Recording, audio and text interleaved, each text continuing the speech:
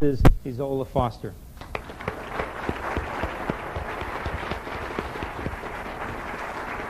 Thank you. Quite an introduction. Thank you. Thank you very much. And greetings from the city of Lost Angels. That's Los Angeles. They are lost there. Believe me, we're very lost because we are the ones that start all of these programs. And like the tentacles of an octopus, it spreads all over America. I want to talk with you about what's happening in the public schools there. And if it's not happening in your schools yet, believe me, it's on its way. Just to sort of bring you up to date as to how I got started in all of this, I first of all was born in Louisiana, small town. I'm going to come back to that in a moment because I do have a story to tell you about what's happening there today that I think you'll be interested in. I grew up in Houston, Texas, and after finishing school, college, I then went to Los Angeles. After working for about a year and a half in a law office there, a law firm, I then went into teaching. And this was the beginning of a drastic change in my life because I was assigned to a school in the community of Watts, a high school there. This was in 1963. By the way, I've been teaching 33 years and probably would still be there if I hadn't gotten run out of there last year. But after the 1965 riots, and the McCone Commission found that the quality of education was so poor and contributed to the riots, money just poured into the community from the government. What happened? The gangsters who were throwing the firebombs formed themselves into a group called the Sons of Watts. And then they got a lot of government funding. One parent who was very active in the rioting, who was pictured in the Los Angeles Times with a fan, which was all she had left from her looting days, formed an organization called Parents of Watts, and her organization began to speak for all of the parents in the community.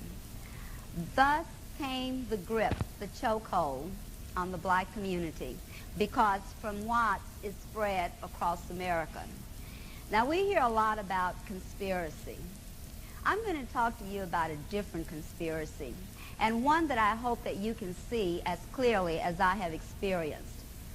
During the 1960s, at the peak of the political black movement, the Chicano movement, feminist movement, homosexual movement, all of these groups have come together, and throughout the years and even today, they have coalesced.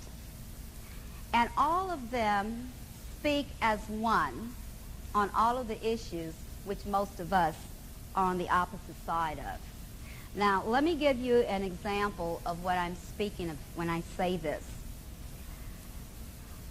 You've heard of Ebonics.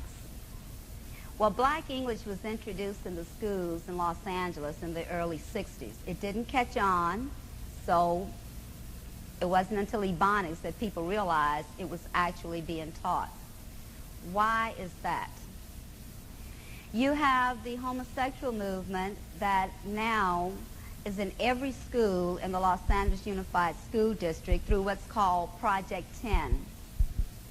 Project 10 is a homosexual recruitment program in our public schools. It came about in the 1970s. A lesbian counselor from one of the high schools had been entrusted with one of the young girls for a weekend competition, had an affair with the girl, and then decided that 10% of our students were homosexual, and so thus was born Project 10. After that, we had what was called Homosexual Pride Month, in which the schools devoted the entire month to homosexual activities. Following that, we had Coming Out Day. This is a day in which teachers who are homosexuals will stand before their classes, kindergarten through 12th grade, and talk about their lifestyle and bring in their mate with them to discuss how they live and how wonderful homosexuality is. Now, many people get upset with me when I talk about snake oil preachers. Americans for Family Values, when we learned what was happening, and by me having the privilege of knowing the information is coming out, we contacted leading black ministers in the community. Some you see on TV every Sunday. Depending upon what religious station you watch, you probably see them during the week also. And we said to them, stand with us and let's stop this nonsense. We couldn't get a one. Even though we told them all we need would be 2, 3, few members of your congregation, we could do it. It never happened. And so that is why the movement, homosexual movement, has grown so big in the Los Angeles School District, which is the second largest in America, by the way. Now, these same ministers will hold a press conference and stand up for accused child molester Michael Jackson. They will hold a press conference and stand up for convicted rapist Mike Tyson, but they will not stand at a press conference and say that this is wrong to teach our children. Interestingly enough, they've heard me say this, what I'm saying to you, many, many times. And because I've become very, very active with some of our local elected officials there, they did hold a press conference 2 weeks ago. I was told 100 black ministers, to speak out against 3 bills that are now pending in our state assembly, which would legitimize homosexuality not only in our public schools, but in every public arena. And Christian schools and Christian churches would violate the law if they spoke out against homosexuality. Now, 100 clergymen, you would think that would be all over the media. I know how to call press conferences. I've called several, and we've gotten a lot of media attention. I had a friend who attended this press conference, and I asked him, why weren't you on the news? With 100 ministers, I would think that that would have made the news. He said, well, when the media got there, some of the pastors were standing outside, some were inside. Evidently, they were doing something else because it didn't seem, excuse me, that a press conference was going on at all. And so the media, we talk about the media, we criticize the media, but let me tell you, if you have an organized press conference and they come, you'll get coverage. We know that. But the media was smart enough, they were smart enough to see that there was no sincerity there. The issue of immigration, that may not be a big issue for you here, but in California, we're being invaded. Over 2,000 every month come in. There is no reason that our public schools would be overcrowded were it not for illegal immigration. And what happens is that our own children are being treated as second-class citizens. For example, our children in the state of California, American citizen children, will not be allowed to enroll without their immunizations and a birth certificate.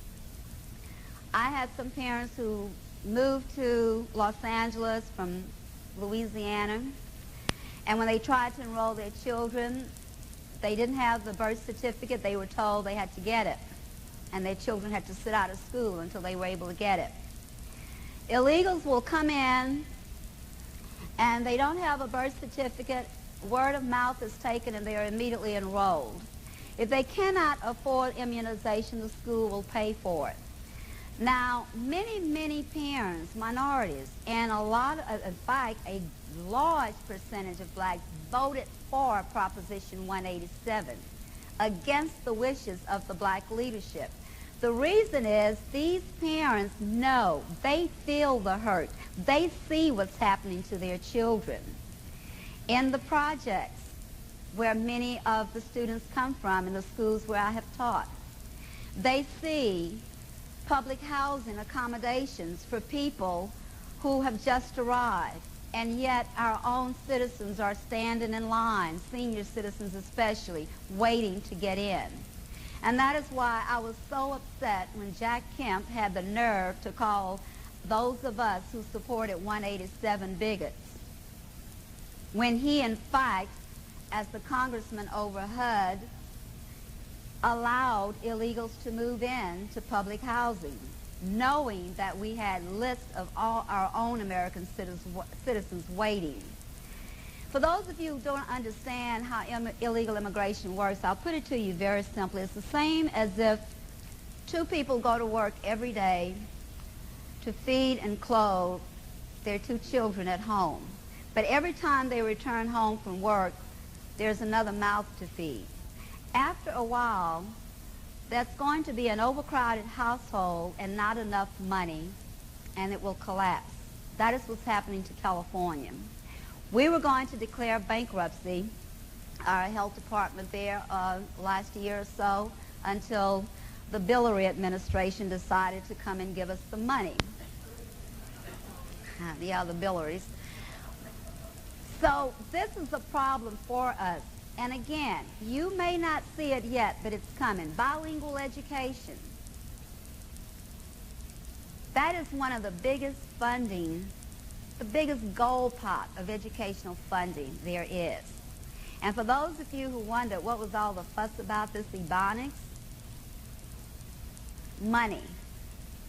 Because black teachers and black children were the only minority who were not getting this funding. So what did our illustrious black leaders decide? Well, our children are African and they speak Ebonics, so they're foreign too. We want some of that money. I was state co-chair along with Senator Ray Haynes from California to try and stop funding for this nonsensical program. But of course, with the elected black officials we have, we did not win that battle. And so they did get funding for it, and they are further dumbing down our children. The rise of 65 resulted in the Elementary and Secondary Education Act. It is that act that has allowed for all of the other programs that we are now financing, the food programs. And that food, feeding our children, that sounds good to a lot of people. Wrong thing to do. I talk in my book how when it first started, the students would just really throw the food all over the place. They were insulted. Most of them even did not want people to know that they were on welfare, and certainly did not want people to know that they were being fed at school, because at that time it was not for their entire school. Today, every school that's considered minority, every school, every student in those schools apply for the food stamp program or the lunch program. They're getting so many food stamps, lunch, it's hard to keep up with them. But what has happened is our schools have become socialist training camps.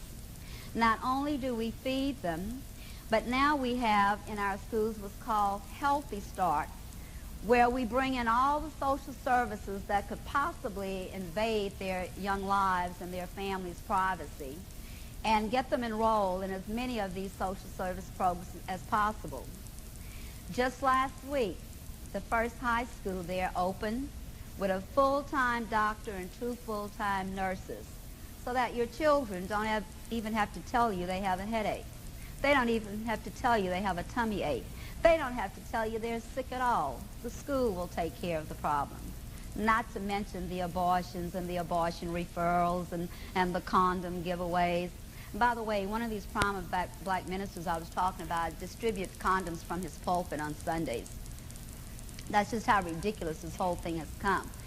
You know, when I hear about conspiracy, the fact that a conspiracy is defined as 2 or more people working together in secret for an evil deed.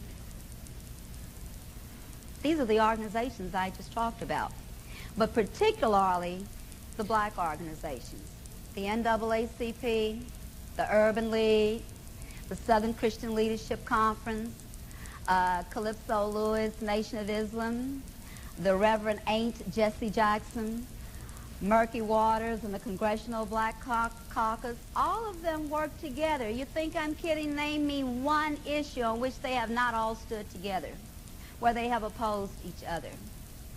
A couple of years ago, if that long, on C-SPAN, I believe it was, one of the national shows, they all came in solidarity to show support for each other.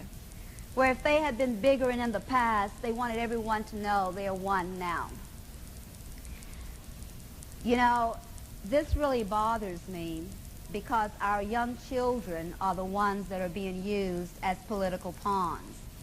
And what hurts me most of all, the very group of people who were brought to America as slaves are being used to enslave all of America today. And being a member of that group, it breaks my heart. I have seen it. Now, I get in a lot of trouble with some of my so-called conservative black friends. Well, I get in trouble with all of my liberal black friends, but especially my conservative black friends, on the issue of African Americans, on the issue of reparations, and of course, on the sovereignty of this nation, immigration, and many of the other issues. But particularly African American, it bothers them that I am so adamantly opposed to this designation. And I tell you why. I grew up as a Negro. I don't remember going from colored to Negro. It just happened. All I know is growing up during the 40s and the 50s, I was a Negro. Didn't bother us because what was the definition of a Negro? One whose ancestors were brought to America as slaves from Africa. Blunt to the point. That's it. Then, as I was leaving college in 1960, we underwent another name change. No more Negro stuff. We're black. Black Americans. Well, many of us, especially those of college age, didn't think too much of it. You know, it sounded good to us. We're all going to try to get more blacks elected, and we're going to improve, get more freedom. So it sounded good. Not that we were asked if we wanted a name change, but I don't know if it would have mattered if it didn't sound good. We were stuck with it. And then when the media decided to cover the fight against apartheid in South Africa, the Reverend Ain't Jackson called a press conference and told the media, from now on, you refer to us as African American.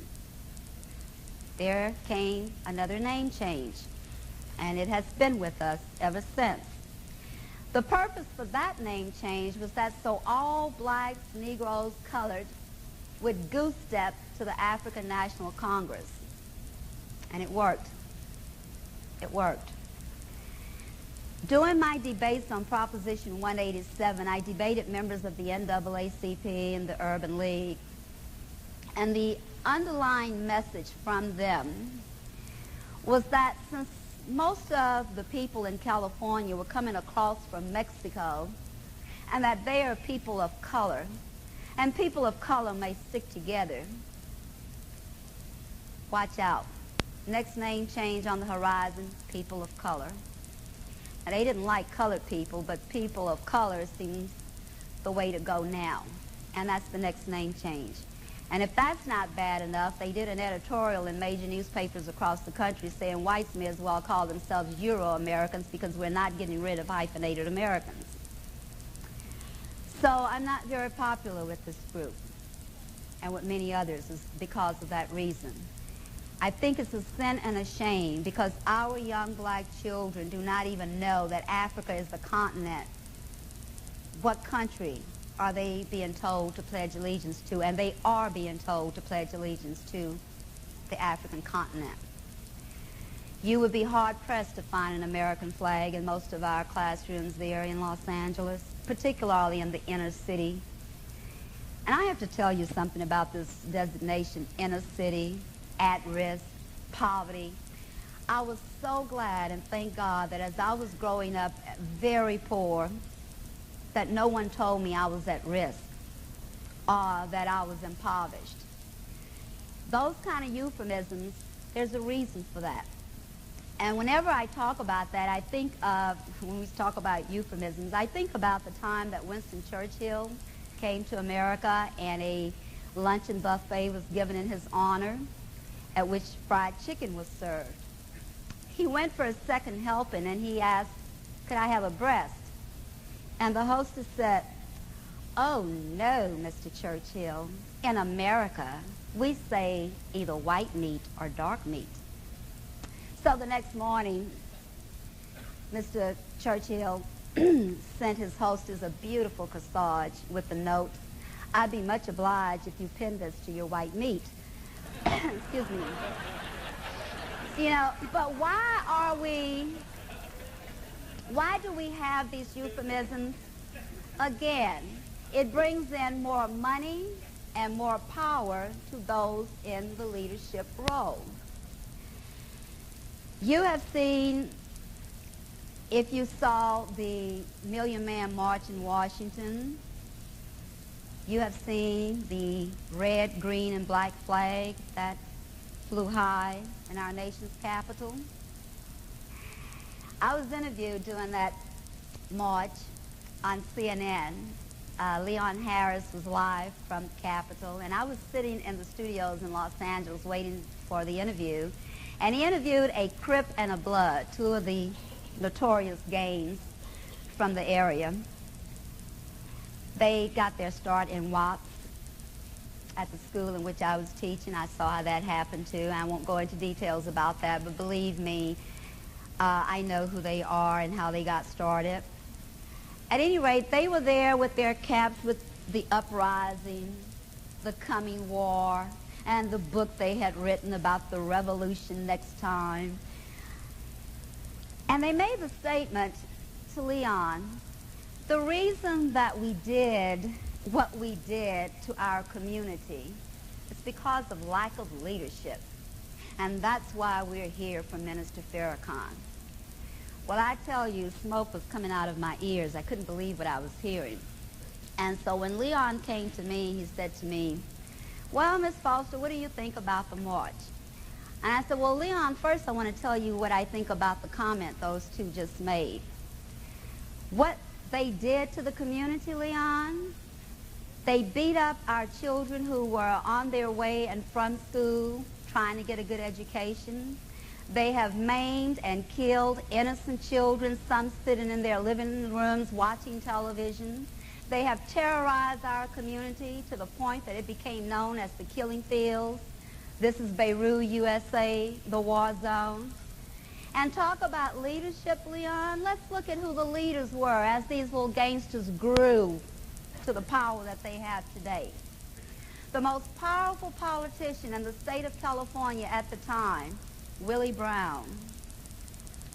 Some say he was even more powerful than the governor, black. Their congressperson, Augustus Hawkins at the time, black. Their state assemblywoman at the time was Murky Waters. Maxine, if you don't know who I'm talking about. Their state senator, black. Their mayor, Tom Bradley, black.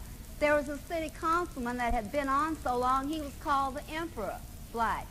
Now with that leadership, and folks, Watson, South Central Los Angeles is not that large an area. It should have been the beacon light for communities, black communities across the nation, because here you have the most powerful leaders in the country in control. We should have had the safest schools, but they were the most dangerous. We should have had the safest streets. Children weren't in by 3 o'clock in the afternoon when the gangs started their activities. They were in trouble. Parents couldn't even send their children to the store after 3 in the afternoon. It's not that they lacked leadership, Leon. It was the wrong kind of leadership. Well, by the time I got home that evening after leaving the studio, I had a message on my machine. They love to call me little sister. Little sister, we just want you to know we heard your remarks today against our Minister Farrakhan. And you are going to be the first Nicholson case in America if you don't keep your mouth shut. Now, for those of you who don't know what Nicholson is, you may recall during the media coverage, in South Africa, when an ANC comrade was slain, you would see thousands of blacks marching behind the coffin. Well, in 1976, young blacks were taken from the shanty towns to PLO training camps. They were trained there and then brought back to South Africa to terrorize the people the same way that people in Watson, South Central Los Angeles are being terrorized. And what these gangsters would do, when it was time for the funeral, they would go in and make all of the neighbors in the community come out to go to this funeral. If a neighbor refused, they were then taken before all of their other neighbors who encircled them. Their hands were tied behind them. An automobile tie filled with gasoline was placed around their neck, that was the necklace, set afire, and once the fire started burning, there was no stopping it as the rubber would melt into the skin. And this is how they forced the numbers that you saw behind those coffins. You may remember Winnie Mandela came here and said, with the necklace, we will liberate South Africa. Now, I don't know about you, but I would be deathly afraid of that kind of leadership. That is what's happening in our communities, and that is what's happening in our schools. We have those red, black, green flags. They're called African American flags, by the way. We have those flying in our classrooms. Martin Luther King's birthday has been turned into a festivity of showing just how hateful and racist America is. And every assembly in just about every school, every February, there's fighting between blacks and Latinos because they compete with each other. That's your multiculturalism that you hear so much about. Because February, it's Black History Month, and then April and May, well, I think they're about to really take over most of the year, but in May there's this big Cinco de Mayo celebration, and so the kids compete. Who's getting the most attention during this time? Now, mind you, these children cannot read above a third grade level, and they're in high school. But they know how to fight about those kind of things. They also know all about sex. What they don't see in these pornographic television shows and sitcoms, they get in school. You hear a lot about AIDS education. I can tell you about AIDS education. Believe me, I can tell you about it. I went to jail for it, so I can tell you about it. The Republican Party was having a convention in 1987, California Party Convention. Now, I had switched parties. You know, growing up in the South, I didn't even know anything about conservatives versus liberals, Democrats versus Republicans. All I knew is that every election for president, our parents always talked about voting for a Democrat. So it was just natural that I was, as soon as I could sign up to vote, at that time it was age 21, I signed up as a Democrat. I was very active in the Democrat Party. In fact, I even got a plaque where I helped to elect Mayor Bradley, so I was very active in the party. But then I realized that the Democrat Party did not represent my values. I have a strong belief in my God. I have a strong belief in America. I believe in the traditional family. And I felt deserted. So I switched parties. Shortly thereafter, I became so active that I formed, as you heard, I don't know if he mentioned it earlier, but I formed a California Republican Assembly, which is a very conservative group in California. First one for blacks. We became very active. I became the first black to appear on the ballot, first black female to appear on the ballot as a Republican candidate for the state assembly. And so I thought, well, gee, now I'm a delegate to the party. I have a little clock, so I'm going to introduce some resolutions to the party. Big mistake, thinking this was a family party. The three resolutions, one had to do with AIDS brochures that were being sent to parents who would call the hotline, AIDS hotline, and they want information to teach their children about AIDS. And they would get this little pamphlet, which was being paid for by California taxpayers. And the pamphlet talked about safe versus unsafe sex. And when they described unsafe sex, believe me, what they were telling our children, many of you, I know I would never have dreamed of as a sex act. And that's going on in our education, AIDS education class in our schools. The other resolution was to get rid of those, we have pornographic 976, I think it was called at the time. Those two resolutions just flew by. There were no problems. But the third resolution was to ask that the party not grant party credentials to people on the basis of their sexual orientation. Well, there's a group in the Republican Party called the Log Cabin Club. The Democrat is called the Stonewall Democrat. So the Log Cabin Club saw to it that I was actually arrested so that I could not lobby the group, because what I had done, I organized a group of Christian ladies from South Central, and here we had a busload of them come in, and we were asking, we were in front of the hotel with our little signs, we want a party of the family, are you going to be with the family, all the perverts, and we were just walking around with our signs. And then afterwards, we put the signs down, and we're in front of the hotel. We put the signs down, and then we came together in prayer, and then we walked in, and there we were met by the hotel security, who did not want me to go up to the mezzanine where the convention was going on. But I went up anyway, and as all of them were running after me, along comes the media, and as I'm standing there, well, you can't keep me from doing this, I'm a delegate, and I'm this, and before I knew it, a policeman, a real policeman, not security, had grabbed me from behind, picked me up, and just carted me off to jail, and so they kept me there all day, and that prevented us from getting that resolution passed. The funny thing was, my little group of Christian ladies were petrified. It was the first time they had ever involved themselves in politics, and they just couldn't believe it. They got on that bus and hightailed it back to South Central, and all they could do was say, Ezola, we'll pray for you, but we're not getting back into that fight. So it was, and to show you just how deep this is, talk about a conspiracy. The State Department of Transportation that gave the license to this company, it was a black bus company, and he really did us a favor, even though we paid him, wasn't as much. They threatened him to the point that he wouldn't even sell us the bus trip after that, because they were going to pull his license. It's not easy to speak out.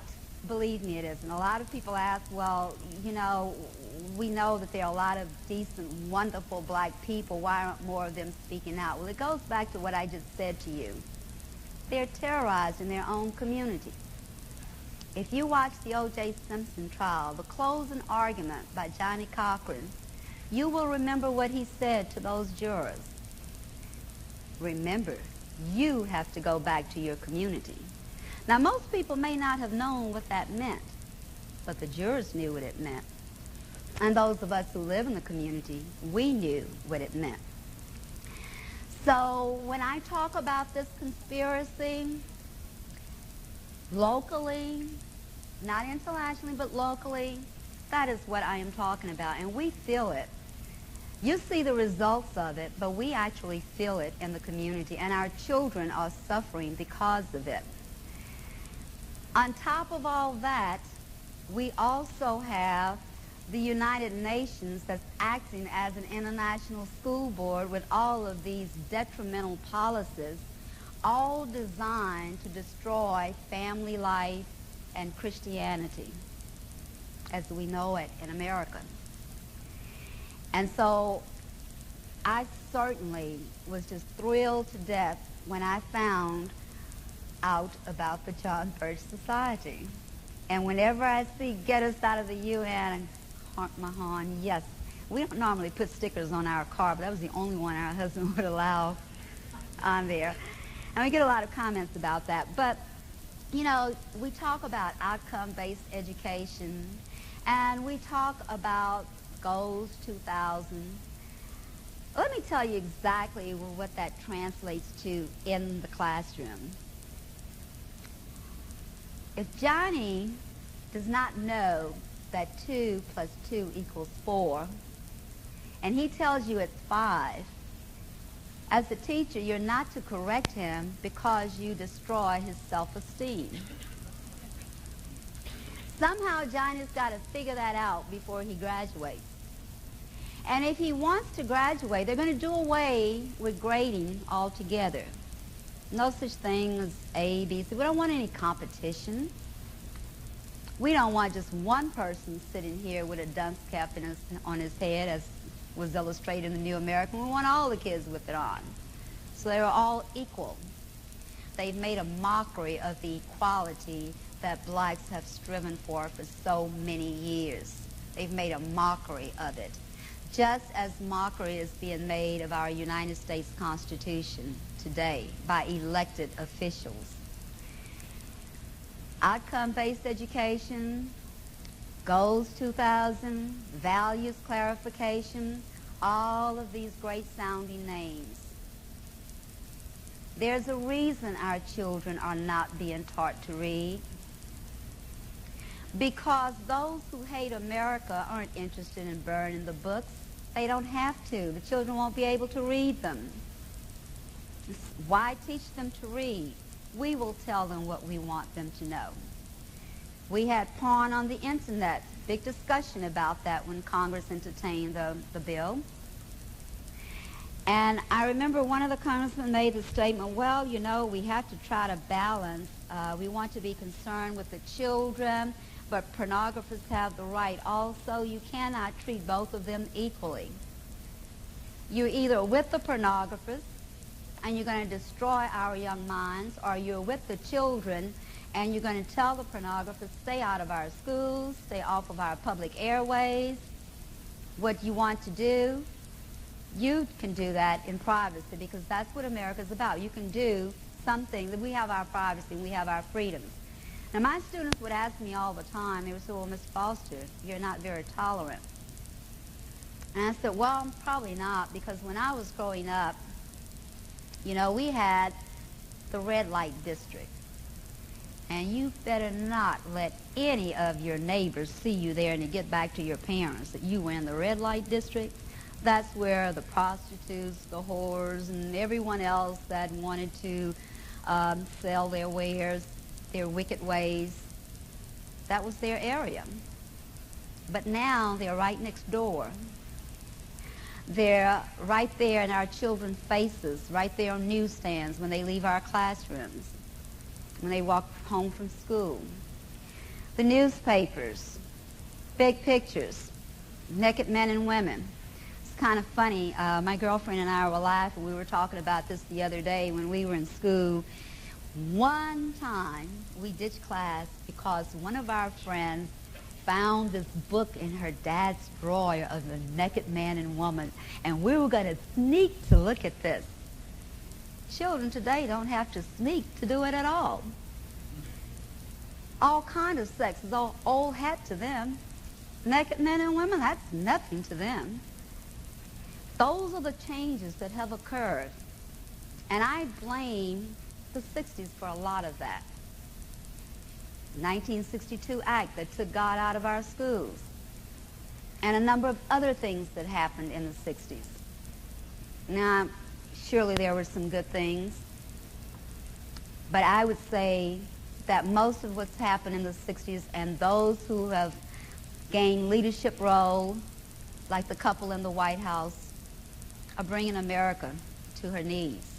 And it's up to us to stand tall, to remember the guts and the fighting spirit of our forefathers, and to do that. Now, when I appear on predominantly black talk shows, I love it. Oh, I just love it. They don't always like it, but I love it. And I want to share some of the thoughts that come over there. These are young people, probably in their 30s.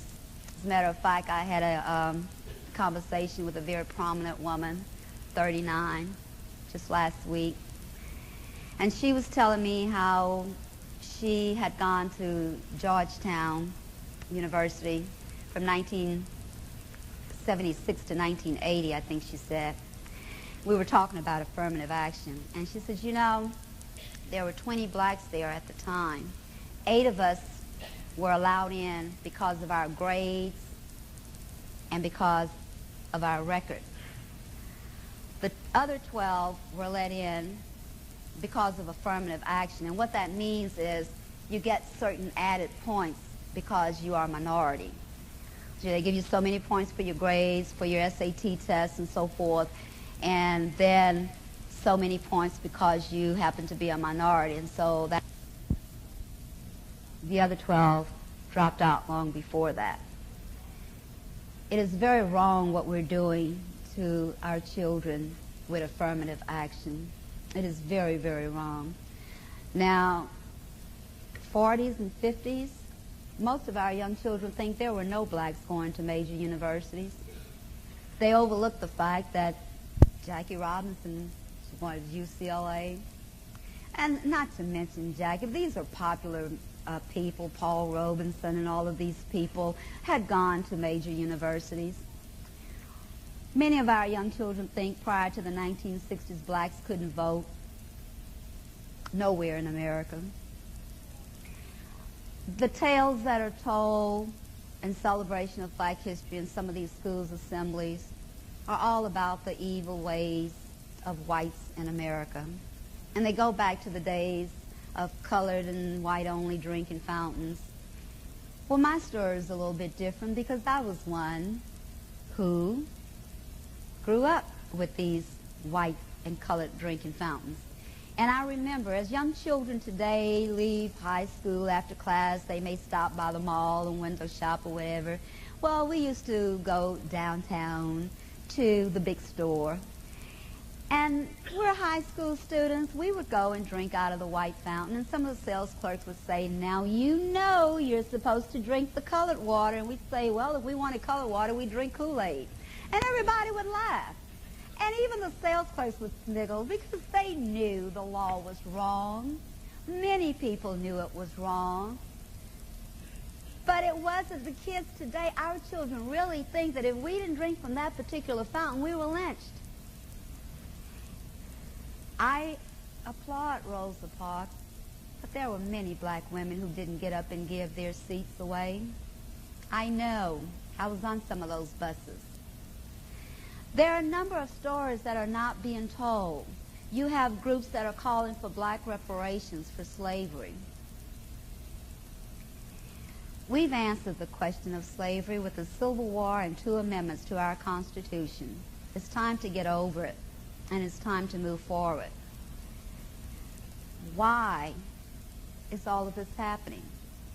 Because power and money, and also to distort the history is to accumulate this power and this money. Because there's something about slavery that's not being told to our young children. That even uneducated slaves recognized the importance of capitalism. That there were some slaves who were able to work and buy themselves out of slavery. In fact, there's very good work by Juliet Butler, Walker, I believe it is, from the University of Chicago, who wrote about this, who wrote about her own grandfather, Frank McWhirter, who bought himself and 16 family members out of slavery. But what the black leaders do, they use Marcus Garvey to talk against capitalism, but Marcus Garvey himself is quoted as saying, with all the ills of capitalism, because with capitalism it allows for both slavery and freedom. But with all of the ills, it is the best system there is. Just as America is the best nation there is. And rather than telling our children they belong to Africa, we need to tell them they are Americans first and foremost. This is our land. That is what they need to know. Have you ever seen any of these gangsters?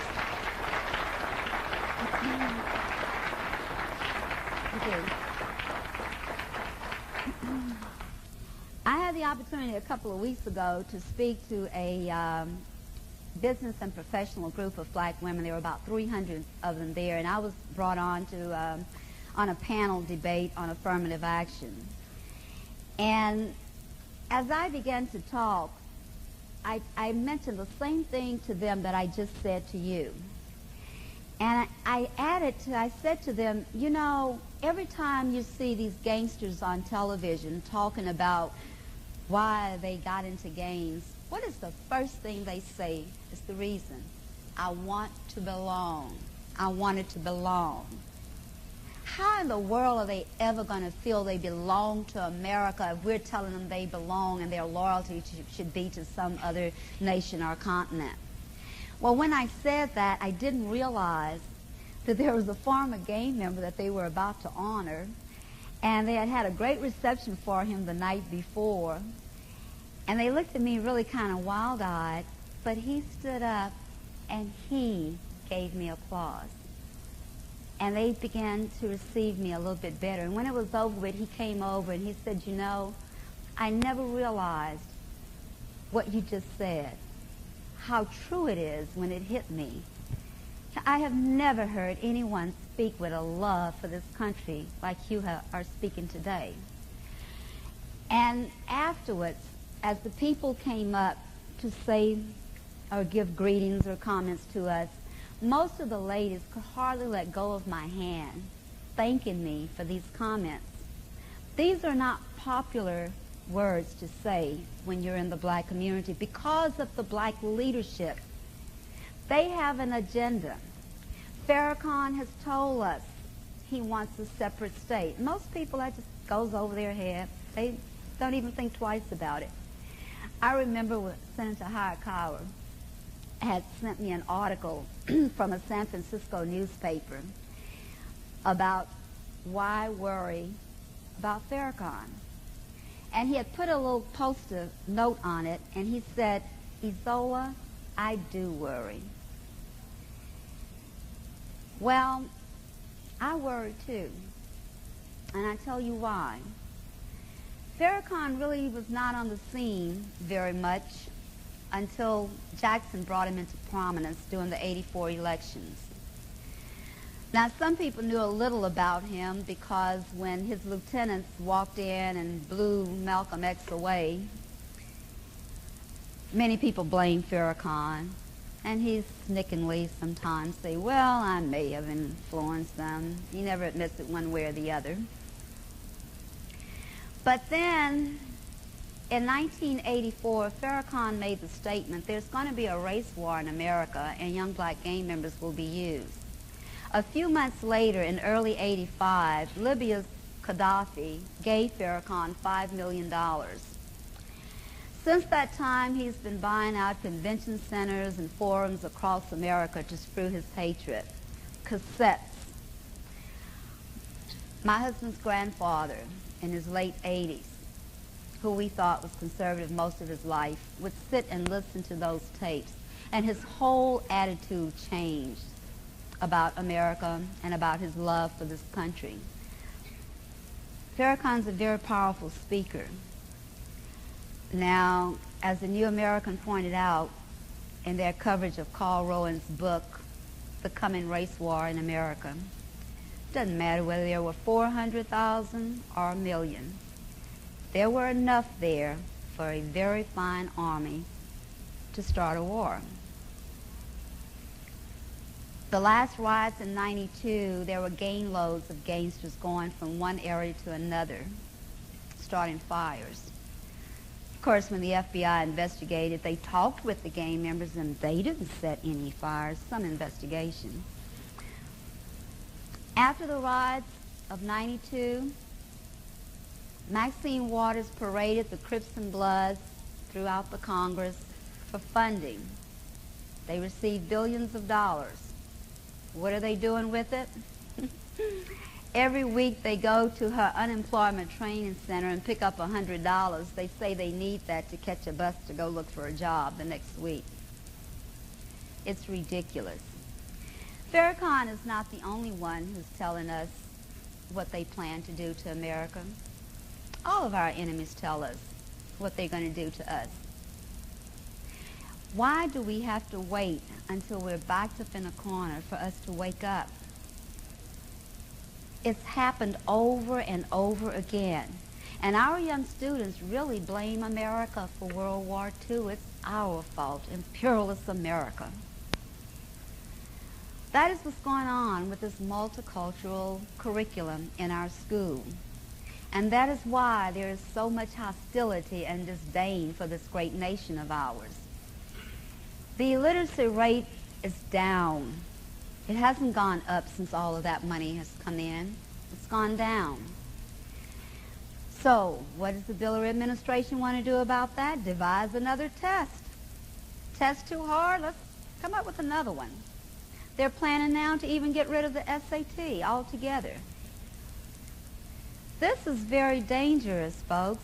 And I will say to you, the vast majority of black Americans are Christian, God-loving, Bible-reading people who do love America, who do want the best for their children. But they cannot speak out because of this power that's over them. Every time I'm on television or radio, I get calls thanking me from people in the community, not just in my community there. And in my community, listen, they used to come with us to press conferences and so forth. Everyone that would show up suffered. They or their families suffered the wrath of these groups. And so we just stopped doing it because it was too dangerous for them. We were firebombed, our house set on fire, and our son was so brutally attacked, hospitalized. All of these things happen to you. It's not easy to speak out. I just didn't have enough sense to stop speaking out. But some of them did. You know.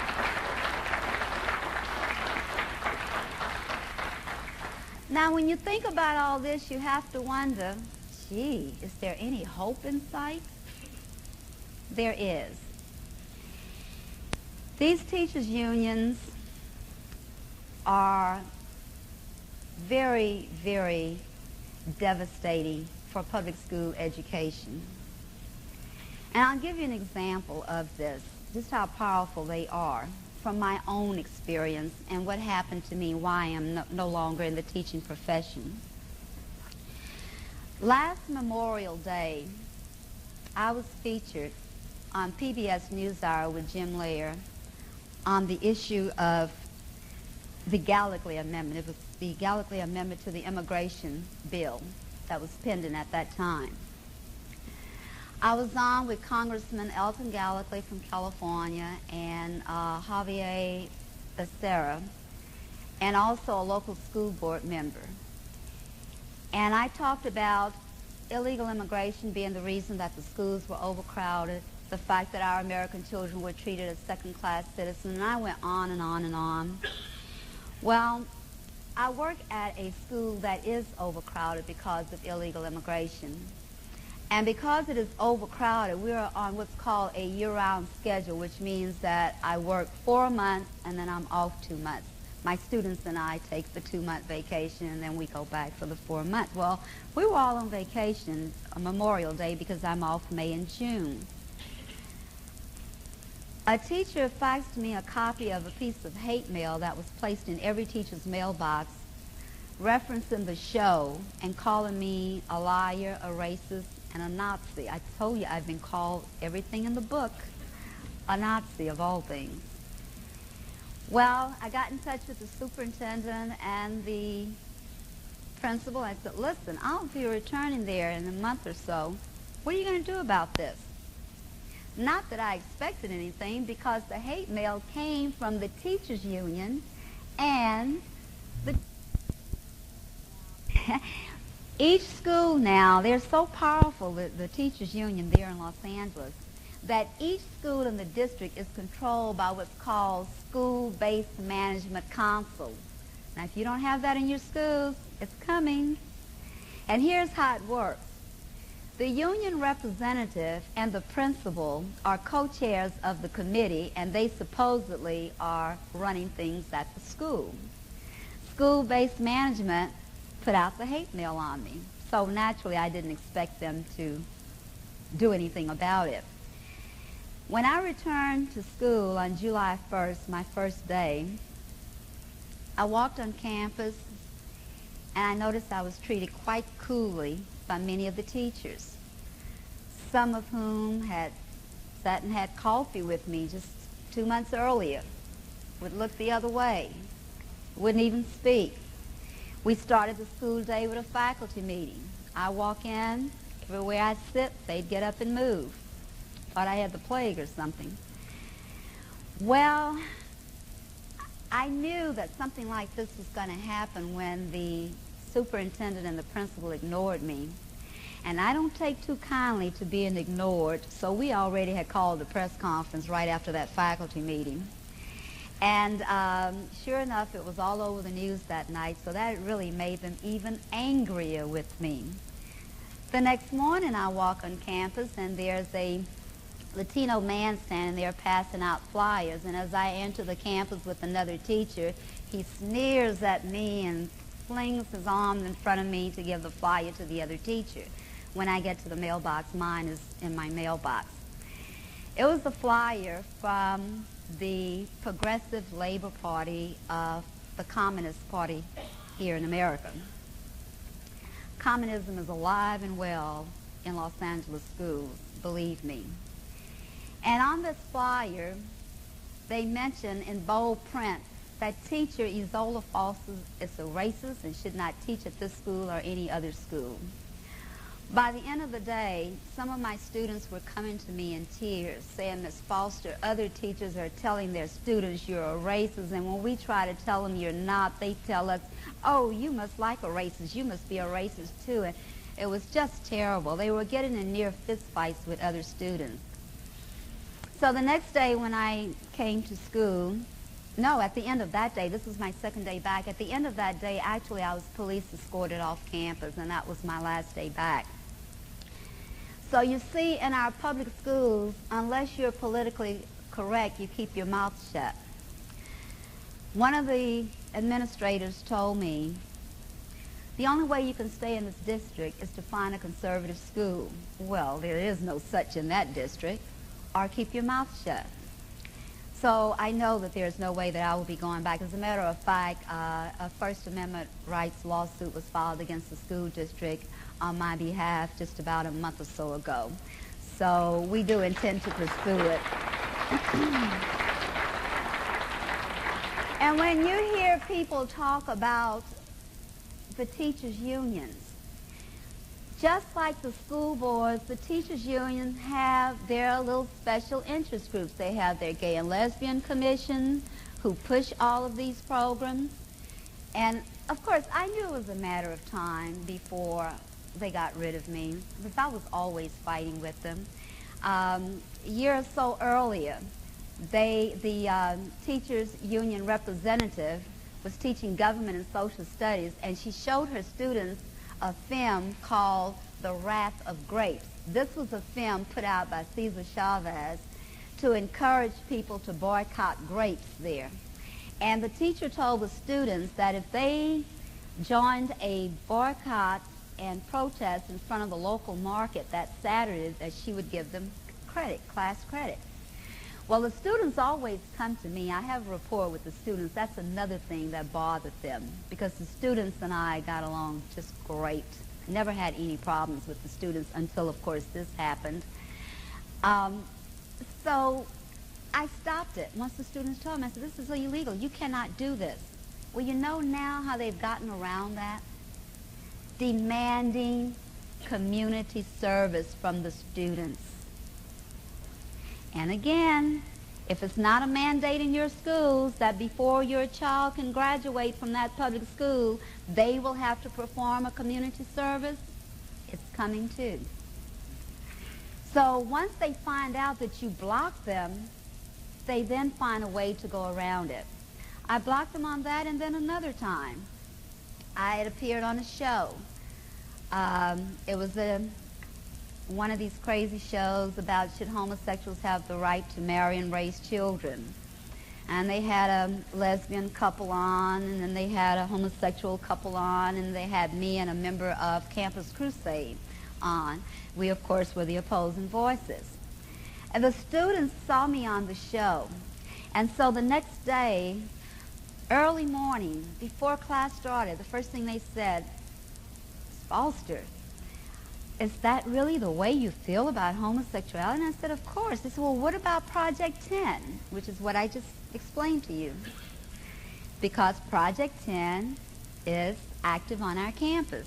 And I explained to them how I felt about Project 10. A couple of days later, the director of Project 10 came into my classroom, said he wanted to talk with me. I said, fine. I was headed out the door thinking we were going to have a little private conversation outside the door, but he stopped me in the middle of my class, and he began, well, I understand you said this and thus and so about Project 10. I said, yes, that's correct. I said that, and I'll tell you what else I said. And I went on to give him my full opinion. And when he hightailed it out of there, the students applauded. And I said, what is all this about? And they said, Miss Foster, in his classroom, where we have to go for our math class, he has these pictures and posters of half-naked men in sexually alluring positions. And the girls would complain how they were so embarrassed, and the boys would giggle, but they said they were embarrassed too. And I said, well, have you told your parents? Oh, our parents don't really believe it. Well, actually, a lot of them, their parents, because they're illegal, they really don't want to make any waves and want to speak out. I said, have you gone to the principal or other teachers? Yes. They just said nothing, wouldn't do anything. So I went to the principal, and sure enough, he said, it's not your business. You stick to your subject. And I said, oh, okay. And I had the media come out. The posters came down in a hurry. It came down. And the funny thing was, on the media was a Spanish-speaking lady, and I couldn't understand what she was saying, but I could hear Miss Foster, Miss Foster, Miss Foster, and her daughter came over and she said, Miss Foster, she said, if it weren't for you, we'd have to look at all that filth and smut in our classrooms. And I said, oh, great, that's what she's saying, huh? Normally they're saying other things about me, I don't know. But it was great. But this is what's happening now. The Gay and Lesbian Commission is very powerful on our schools, campuses, through the teachers' union and the school boards. And so that is why the teaching of homosexuality is so widespread in our public schools. That's why you're having all of these programs. And it's not just each group has its own agenda that they are promoting through our schools. And at the beginning of this school year, 3 of our schools have been told they have to change their mascot because the Indian Education Commission decided that Braves, Warriors, Indian names were offensive. And so the schools have to now change their mascot. I think some of these people they're such busybodies, they really don't know what to ask for, but they have all of this power and they have all of this money. They're well organized. And they're the enemies of our children. And yet, they want more time with our children. We have now what's called Healthy Start in our schools. And if it's not here, again, it's coming. You're told because of crime, we need to open up the schools so that the children can be there longer. I tell you, the children are not that well supervised during the school day. Can you imagine in the afternoons and evenings? There are many, many problems that's going on in our schools. We are the answer. You must realize what's happening. And when you read about a teacher who has taken a stand, support that teacher. If you read of a policeman, just like Michael knew, the military man, when you find one that's strong enough to stand up, they need your support. Very, very much so. Many of the parents there are just overwhelmed because your PTA and your advisory councils, they are what I call professional parents. Some of them have been in the position 20 years, 25 years, knowing they don't have any children in school, and they're getting paid. They're like lobbyists. The Parent Advisory Council came about again after the rise of 65. The McCone Commission again said, well, parents need to be more involved in the school. You know, that really sounds good, but you better be very, very careful about what that means.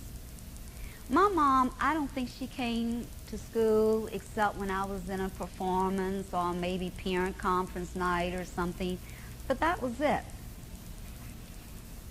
She wouldn't have known whether or not they were teaching me, except that when I went home, I would help read some of her business papers that she couldn't understand, or help her figure out some of the bills and doing arithmetic and that kind of thing. Otherwise, she really didn't know. And many of these parents are trusting in the school to do the job that the parents think that they are doing. But with the Parent Advisory Council, what happened was parents were paid $25 every time they came to the school for a meeting. Now, most of the parents didn't know about this, and the looter I told you about that's running the parents of Watts, she knew about it because she was working along with Maxine, and she knew that she could get this money, and so people of her ilk were paid to come in. You know, I've been away from that school for almost 30 years. She's still active there. I think she owns 5 homes now in the community. That government, you know, that money that you're paying for education, you'd be shocked as to how it's really spent. And I know I had filed complaints against the misuse of funds and the abuse of programs in the schools. It went all the way up to the Inspector General, and they investigated, and they asked the parents, why would you spend $48,000 to go to Palm Springs for a weekend conference sponsored by the NAACP on how to teach the black child? Now, you know, our children are not from outer space. The way you teach them is the way you teach any other child. You use the correct methods. The parents responded, well, we had to go there to get this information. And the investigator says, well, why couldn't you come to the school for this meeting? And that $48,000 could go to supplies for our children. School, they replied. School is too dangerous. But their children attend there. In my book, I talk about being dangerous to the cause. It is because I know the cause of these groups. I marched with them. I've rubbed elbows with them. They know me and I know them. And their cause is not our cause. And that is what we should be cognizant of. We must recognize who are our friends and who are our enemies, and then proceed from there. And I am really sorry there's not enough time for me to answer questions, because I know that I leave a lot of questions on your mind. That means you'll have to have me come back. But I do want you to know that if you need a question answered, and if I don't have time to do it tonight, please contact me. I'd love to answer your questions. And I just want to say this in closing. All of us must come together to fight this battle, because we are fighting for the hearts and minds of our children. We're fighting for the soul of America. We're fighting some people who are well-financed, not just with our tax dollars, but by our own enemies. Cuba, Libya, Syria, all of these, Iran, support these organizations. If not just through Jackson and Farrakhan, they do give them enough money so that it filters out to all the groups. And unfortunately, that's what it's all about. And I just want you to be alert as to what's in the future in terms of my next battle. In my book, you're going to see a picture of a Catholic church in Maurice, Louisiana. That is where I was born. My grandfather I say all the time that he must have gotten his 40 acres and a mule, because I think my family owned about all of the Negro section of the town. And as we were growing up there was only one church there. It was a big Catholic church. I would say downtown, but I don't know. The town is so small, there's only one stoplight. But anyway, we'd all go to this church, and blacks would sit in the back, and we'd wait until all the whites got communion, and then we'd go and get our communion. But after church, people ask me, why is it I don't feel the hatred of so many others? Because as a child, I didn't understand what I saw in church. But I did see, as we all walked out of church, I would see blacks and whites hugging and talking and children playing, and it was as though we had just come out of a twilight zone, so to speak, because it was altogether different. But the strength of Negro men was such that my grandfather brought the men together, and he says, I'll donate the land. We'll build our own church. And that is the church that you will see in the book. October 19, we will be celebrating the 50th anniversary of the church. And when I talked with my cousins back there a couple of weeks ago, and I asked them, what are the plans? Oh, well, the bishop is coming to speak. And I said, is that all? Yes. Well, I got to work, and I contacted Louisiana Governor Mike Foster. I contacted the congressman from the district, Chris John, and I said to them, here is a church built by Negroes, for Negroes, great historical value, and I think that a proclamation is due. They agreed. The problem is the word Negro.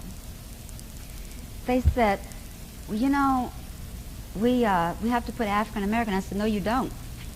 My grandfather was not an African American, and the men who built that church in that town were not African Americans. And if they were living today, they would not want to be called that. We want true history, not made-up history. So we want it true. Well, I just let them know that 2 days before I left to come here, so I can imagine all the messages waiting for me when I return home. But keep us in your prayers, because we want all of America to know our true history. When we celebrate black history, we're celebrating the time when we had soul music and soul food. Today, black history, you have the African drums, which is foreign to most of us. You have African cuisine, which most of us know little about. And I won't even go into Kwanzaa. I've told some of my friends earlier today how that came about, how they just make up a culture for us. It's just insane. There is only one culture that should be taught in our American public schools, and that's American culture. And it's for all of our children. Now, I really am going to close. In closing, I want to say this. My husband and I have come in contact with many organizations over the 10-plus years that we have been out here fighting this battle. We've been asked to join a number of them. And then we were invited to Utah to speak to a group there. It happened to be a Bircher who put the presentation together. And as most of you Birchers do, he started giving us literature, all these nice books to read, the law and so forth. And then I spoke to the groups in Northern California, and I met so many wonderful, knowledgeable people, and I read the books, and we were sold. And I will say this to you. We joined the Birch Society because it is the most informed group of people and the most active group of people, the most patriotic group of people, and the finest group of people we've ever met. We are so happy to be proud members of the John Birch Society, and we intend to promote it all over. Thank you very much. Love you a lot. Thank you. Thank you. Thank you. Thank you. Thank you very much.